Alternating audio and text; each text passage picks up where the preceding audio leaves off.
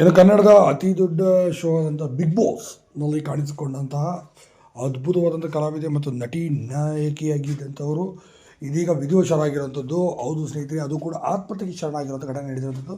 ಇನ್ನು big boss season 13 ಇನ್ನೇನು ಪ್ರಾರಂಭವಾಗ್ತದೆ. ಈಗ ಇದೇ ಸಂದರ್ಭದಲ್ಲಿ ಇದೊಂದು ರೀತಿ ನಿಜಕ್ಕೂ ಕೂಡ ಒಂದು ರೀತಿ ಆಘಾತಕಾರಿ ವಿಚಾರ ಅಂತಲೂ ಕೂಡ ಹೇಳ್ಬೋದು. ಹಾಗಾದ್ರೆ ಯಾರಪ್ಪ ಇದು ನಟಿ ಅಂತ ನೋಡೋಣ ಬನ್ನಿ. ಇನ್ನು ಬಿಗ್ ಬಾಸ್ ಸೀಸನ್ 4ರಲ್ಲಿ ಭಾಗವಹಿಸಿದಂತಹ ಕನ್ನಡದ ಅದ್ಭುತವಾದಂಥ ಕಲಾವಿದ ನಟಿಯಾದಂಥ ಜಯಶ್ರೀ ರಾಮಯ್ಯ ಅವರು ಇದೀಗ ವಿಧಿವಶರಾಗಿದ್ದಾರೆ ಅನ್ನೋ ಮಾಹಿತಿ ಬಂದಿರುವಂಥದ್ದು. ಇನ್ನು ಜಯಶ್ರೀ ರಾಮಯ್ಯ ಅವರು ಉಪ್ಪು ಹುಳಿ ಖಾರ ಸಿನಿಮಾದಲ್ಲಿ ಕೂಡ ಅಭಿನಯಿಸಿದರು. ಮಾಡಲಿಂಗ್ ಕ್ಷೇತ್ರದಿಂದ ಬಿಗ್ ಬಾಸ್ ಸೀಸನ್ 4ಕ್ಕೆ ಆಯ್ಕೆಯಾಗಿದ್ದರು. ಅಲ್ಲಿ ಸುನಾಮಿ ಕಿಟ್ಟಿ ಅವರ ಜೊತೆಯಲ್ಲಿ ಯಾವಾಗಲೂ ಕೂಡ ಬೆರೀತಾಯಿದ್ರು.